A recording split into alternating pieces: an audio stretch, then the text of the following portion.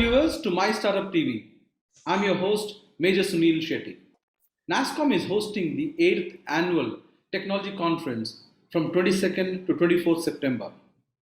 This year, it's all about going digital, the new normal. The event will host experts from AI/ML, blockchain technology, IoT, 5G at various workshops. Joining us today is Mr. Sunil Goyal, Deputy Chief Executive Officer at Sopra Steria India. Since the theme for the 8th National Conference is going to be digital, we would like to be talking about how his company is leveraging technology or digital technology to create a positive future for all of us. Welcome to the show, Mr. Goyal. Thank you. It's a great pleasure to be here today with you. So tell us about your company. What you are into digital. So within digital, what kind of services do you offer? Okay, so just to give a very quick preview, Sopra Steria globally is almost a 5 billion euro company headquartered in Paris, and we have some of the top CAC 40 customers across Europe as part of our portfolio, and it's a 53-year-old company. So in the last 5 decades, we have continuously transformed ourselves based upon as the industry has changed and as the customer needs have got evaluated. So in the last few years, as we saw the fourth industrial revolution coming in, where some of the newer things like IoT, blockchain, or even the way the AI/ML was impacting our customer businesses. So very quickly, what we did at Sopra Steria was we set up, center of excellences for some of these technologies, including on the cloud, because end of it, a lot of these things are being built with cloud as a platform. So we have set up this at the group level, and similarly, we have mirrored some of these practices at even our India center. And some of these are actually the excellence centers for the group. So while our customers' needs have been increasing, we have built up expertise in all these areas to ensure that we are able to play part in the customer's business transformation. So as a global company, where do you see India fitting in when it comes to digital, the way we are going forward with digital? Yeah, I think India will play an extremely big role because I think the demand for trained, talented professionals on these areas is going to be huge. And I don't think so anywhere in the world, whether it's North America or Europe, we will have enough talent, first of all, graduating, in the science, technology, and mathematics area, which obviously includes engineering. So one is the sheer numbers itself, but more than the numbers, it's also, the value which these professionals can provide, which is basically that there are two things. One is the new professionals who are coming into this area, how quickly they can learn the new technology. And secondly is our existing workforce, which today in ITS, we have more than 5 million people working. So how does your existing workforce also we are quickly able to upskill? So I think the kind of people we have in India, the kind of people which are graduating out from different colleges, I think all of them have this ability to very quickly, learn and upskill. So I think India is going to play a very important role in this. I would say the fourth industrial revolution, which will require a huge number of people in these areas. And also, I think as things are changing, as technology, the way, we've seen the speed at which the things have been changing. So I think the flexibility which we all have as Indians, that will help for us to imbibe and learn these new technologies and play a big role. Skilled workforce. You made a mention a few times about skilled workforce coming from India, and we also know that there's a huge skill gap, especially when it comes to when a workforce has to come from college or an education institution into jobs. There is a gap. How's your company, or what is your company doing when you onboard workforce? What kind of training or what kind of process do they go through to be able to meet your requirements? So I think it's a very important question, and sometimes we blur the difference between skill and ability. So what we have ensured is, as we have hired people, we also try to ensure that they have the right ability. First of all, is to quickly learn. So that's one parameter which we check. or tests for the new candidates, both at a campus graduate level as well as when we're doing our hiring.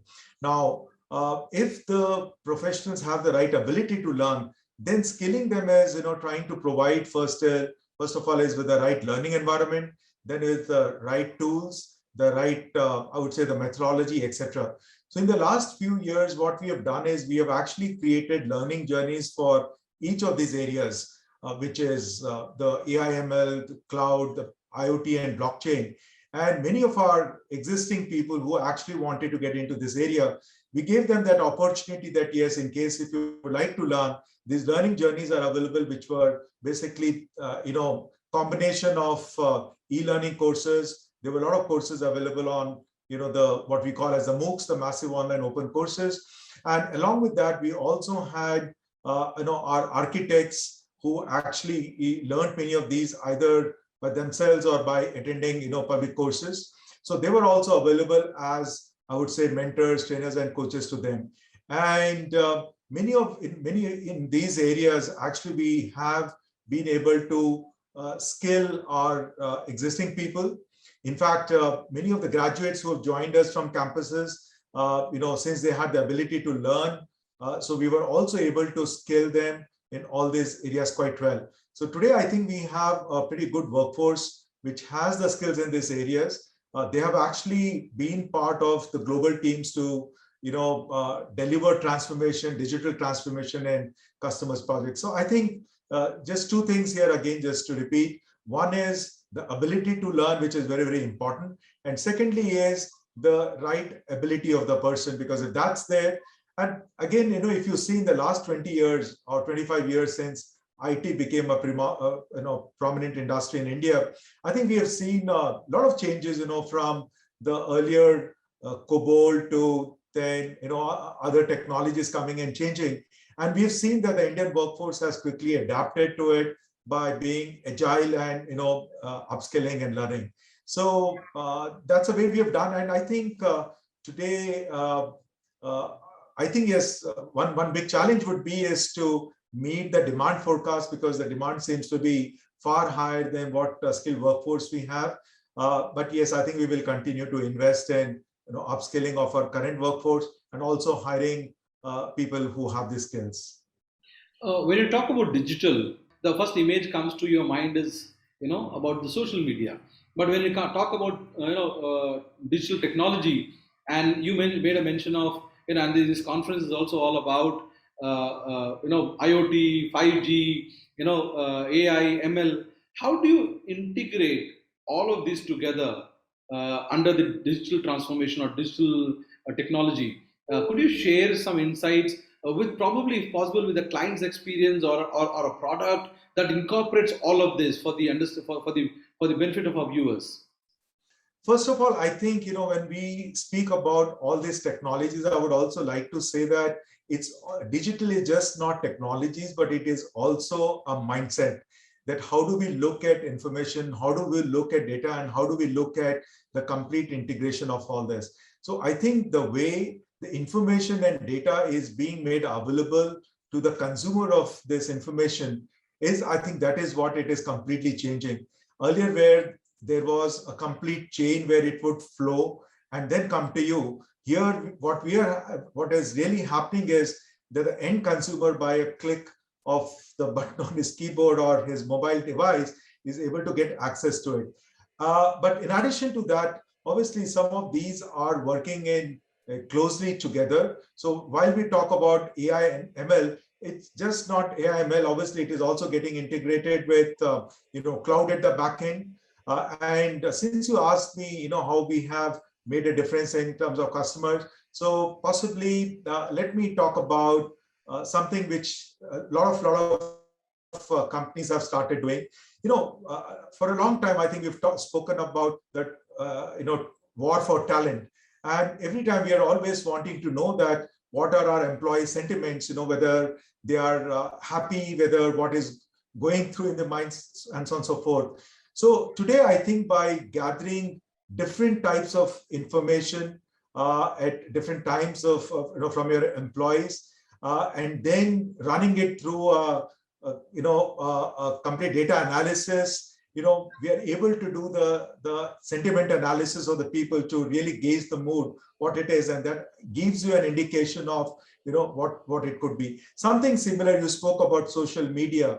Today there are many companies which want to find out about what is the customer sentiments, right? How they are kind of perceiving their product. So now there is huge amount of data which is available from different platforms, and it is almost impossible for a human being to do an analysis. But when you get this all data together from all different sources, with you, and run it through an AI ML algorithm and application, you are able to quickly analyze that, yes, what are the customer sentiments or analysis, about your products.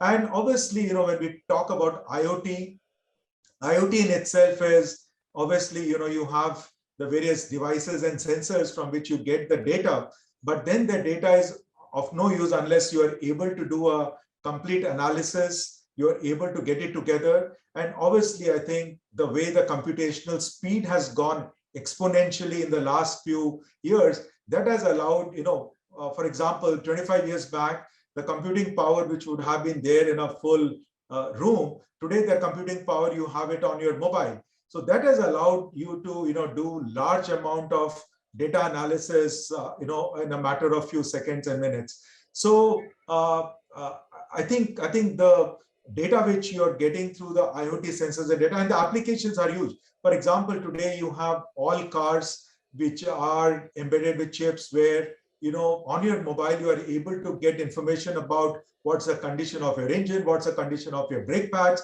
how many times you have stopped your car while driving, and so on and so forth. And this information from the IoT sensors is going through a central processing machine where there is algorithm running and then giving you the data and information. Same thing on when we speak about artificial intelligence. I mean, we went through the worst time during this last two pandemics, which we've had, the two waves which we have in the pandemic, right? And the doctors have been seeing, there's X-rays and trying to analyze and see that, yes, whether the patient has COVID or not. Now, obviously, there is an amount of time which it takes, and you need that expertise to be made available. But worldwide, there are so many people who have used the power of AI and ML to do analysis of these X-rays. Now, the power, you can see that, yes, these X-rays can be taken anywhere, and the information and data can flow through the computational machines and then being available to a doctor at anywhere in the world who can then do a quick analysis and give the information. So I think the applications are huge, and we are getting customers across different domains, different industries, which are utilizing the huge growth which has happened in these areas and these technologies. So basically, what you're saying is technology, especially the digital technology, is going to touch every point of our life. Across. It doesn't matter where you come from or what industry you're looking in. They're going to be impacting us. You're going to be participating at the event as a company. So tell us, in what role or capacity is your company participating at the NASSCOM Annual Technology Conference? Shri, this is the 8th edition of the NATC. And I was personally part of the first edition of it, where we, along with NASSCOM, we visualize how it should be and how it should be curated, etc. But in the last 3-4 years, the head of my digital transformation, Shalini Mishra, she's been core part of the organizing team and has been working along with the other team members to curate the whole program. So that's one way where our organization has been involved. And we also have our global digital transformation officer, who's also one of the panelists in this conference. And we would be having a lot of our team members who would participate as attendees, because the conference, I think, gives exposure to some world-class speakers, which otherwise would not have been very easy to access. So it gives them that opportunity to listen to them and also learn very quickly. So I think we are participating in this conference in multiple ways. And like as I said, we've been supporting NATC almost for the last 8 years now. So going forward, as a digital company, as a digital technology company, what steps are you taking, to contribute to the Indian economy or to the Indian, technology ecosystem? So there are two things. I think I would say the first one is an easy one. As an organization which is building its digital transformation, COEs in India, obviously we are creating a pool of workforce which is working on it, which is working for global customers. And the more we create, the more size it increases. Obviously, it brings in that revenue from outside, which contributes to the Indian economy. But in another way, it's also, I think, in the last a decade and a half, I would say the way the startup ecosystem has evolved in India. I became an entrepreneur in '93 when the ecosystem was, I would say, just not there. But in the last, I think, 15, 20 years, it has completely changed. So we've also been trying to work with the startup ecosystem in India to see, because I spoke about agility earlier, and one of the things which the startups have is to be completely agile. If they're working on a particular area, it doesn't work for them to quickly flip and adapt and change to something else is very easy. Plus, I think, you have a small pool of very, very passionate professionals who are working together to solve a problem. So we've been working along with NASSCOM to evaluate, many of these startup companies to see that how they can be part of our delivery ecosystem to deliver to our global customers. In fact, in the past, we have tried using some of them, and in the future also, we would continue to do it. So I personally think that not only Sopra Steria, but all the organizations which are working in this area and are contributing both to the domestic ecosystem as well as to the global system, I think have a big contribution towards the Indian economy. I mean, as we say, we only 0.8% of the workforce works in the Indian IT industry, but they are contributing almost 8% of the GDP. True, very true. So, as a company, what does it mean to you to be part of this annual technology conference? No, I think what it really means to us and me personally is that we have a lot of these conferences which are on management and leadership and many other things. But I think this is one of the conferences where it is pure technology, where you can have people at a developer level to an architect level to technology thought leaders who can participate in it. And we are talking, I would say, pure technology and nothing else. So from that perspective, this is a unique conference, I would say, where the whole spectrum of people who really, really want to learn on the technology, who want to brush themselves up with what is happening globally, I think they get that an opportunity. So I think, NASSCOM really took this step almost 8 years back. Initially, it was pretty small way which we started. But I think 2 years back when we had done it physically, we had almost more than 1,500 participants who had participated in it. So I think it's a great place for the techies or tech geeks, as we say, to learn themselves and network and share it with their counterparts. Well, I can't let you go without asking this one question. The pandemic has forced companies and events to go digital online. What would be your personal choice to attend such conferences in person or digital? Both the things have their pros and cons. For example, this particular meeting, we could arrange it very quickly because it was digital and we didn't have to, arrange for locations, etc. So personally, for me, I think if it's a combination of the two will be great. I mean, to get the best of the both worlds. So if we have maybe a 1 day of a physical conference where you actually also, because when you meet physically, have a cup of coffee together, or in the evenings you're sitting together, that's a very different learning. So it could be a combination of a day of physical and maybe 2 or 3 days of digital. So I would like to have the best of the both worlds, as we say, bread on butter on one side and jam on the other side. So I think best combination of these two would be the best to have in the future. And also, one of the guests in our shows very rightly brought out when he said, now with all the events going digital, getting international guests and speakers is no more a challenge, because initially you have to plan for the logistics, their availability. Now it's all about somebody making them available for an hour in a day, and that's about it, isn't that? No, absolutely. That's a very, very great advantage, and that we have seen even in our organization.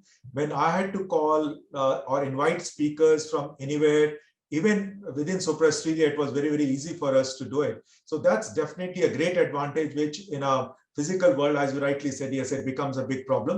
And maybe that's a reason why, where in the last 2 years, we were able to call really some world-class technologists and as speakers to this conference. Absolutely, you're right. That's a great advantage, which I'm sure we will all continue to use. And finally, My Startup TV is a channel for startups. Okay. We cover their stories. We showcase startups. What are your thoughts about our initiative? No, this is a great initiative. I have personally believed, like as I said, I became an entrepreneur at age of 25, in 1993. And today, obviously, the Indian economy is changing a lot. And I personally believe that if we have to go to that 5 trillion or a 10 trillion economy, the entrepreneurs are going to play a very big role. They've already started playing a big role. I mean, we see that from 3 unicorns, today we have more than 25 unicorns in India. The quality of entrepreneurs in India has changed a lot in the last 2 decades, and the kind of technical excellency also they are able to bring into the solutions is great. I am personally involved with a lot of entrepreneurs. In fact, I'm on the investment board of Tides, which is at IIT Roorkee. That's where I graduated from. And in addition to this, I've had 4 people who have left my organization and become entrepreneurs. I'm in touch with them. So I think today, even the Indian government with their startup programs and many other things are providing that ecosystem. But yes, today, if we have to establish our place in the global world, which we are already doing, I think startups is going to play a very important role. So when I got to see the startup TV, I had not heard of it, to be honest with you. It was quite motivating and encouraging to know that, because I personally believe, definitely, I'm just to reiterate, that to change and to get that excellency step, I think startups are going to play a very big role and an important role. So I think you're doing a great service to the Indian economy by focusing on this. Thank you, Mr. Goyal. Thank you for joining us, and we hope to see you on some of our panel talks. Thank you very much, Maishwarya, and all the best for your channel, because I'm sure it's going to make a big impact in the Indian ecosystem. Thank you very much.